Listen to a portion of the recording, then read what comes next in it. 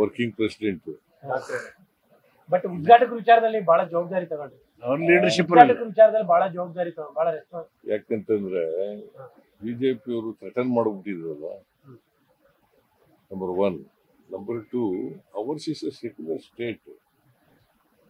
Constitution ಅಲ್ಲಿ ಅವಕಾಶ ಇರುವಾಗ ಕಾನ್ಸ್ಟಿಟ್ಯೂಷನ್ ಗೊತ್ತಿದ್ದವರು ಇಂಥ ಕೆಲಸ ಮಾಡೋದು.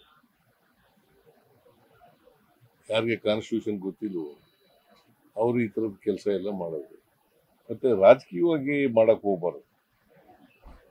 ಯಾವಾಗಲೂ ರಾಜಕೀಯದಿಂದ ನಮ್ಗೆ ಅನುಕೂಲ ಆಗ್ತದೆ, ಇದು ಮಾಡೋದ್ರಿಂದ ಅನುಕೂಲ ಆಗ್ತದೆ ಅಂತ ಆ ಥರ ಯೋಚನೆ ಮಾಡ್ತಾರೆ. ಬಟ್ ಫಸ್ಟ್ ಟೈಮ್ ಆ ಥರ ಒಂದು ವಿಚಾರದಲ್ಲಿ ದೊಡ್ಡ ಮಟ್ಟದ ವಿವಾದ ಆಗ್ತದೆ. ರಿಸ್ಕ್ ಅನಿಸ್ಬಿಡುತ್ತೆ. ಅದು ರಿಸ್ಕ್ ಅಂತ ಏನೋ ಅನಿಸ್ಬಿಡುತ್ತೆ. No, because Constitution is very clear. That is why supreme court ಅವ್ರಿಗೆ ಹೋದ್ರು ಕೂಡ ಸುಪ್ರೀಂ ಕೋರ್ಟ್ನವರು ಸೀಮಾರೆ ಆಗ್ತದೆ ಅವರಿಗೆ. ಪ್ರತಿಕ್ರಿಯೆ ಆಗಿತ್ತು ಸರ್, ದಸರಾ ಉದ್ಘಾಟನೆ ಆದ್ಮೇಲೆ ಬಂದಂತಹ ಪ್ರತಿಕ್ರಿಯೆಗಳು ಬೇರೆ ಬೇರೆ ಭಾಗಗಳಿಂದ ಯಾವ ರೀತಿ ಇತ್ತು ಪ್ರತಿಕ್ರಿಯೆ?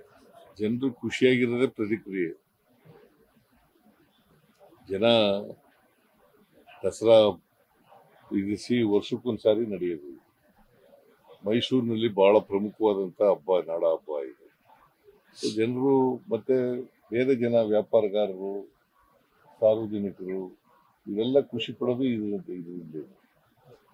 ಒಂದು ವಾರ 10 ದಿನ ಇದರಿಂದ ಬಹಳ ಖುಷಿ ಪಡ್ತಾರೆ.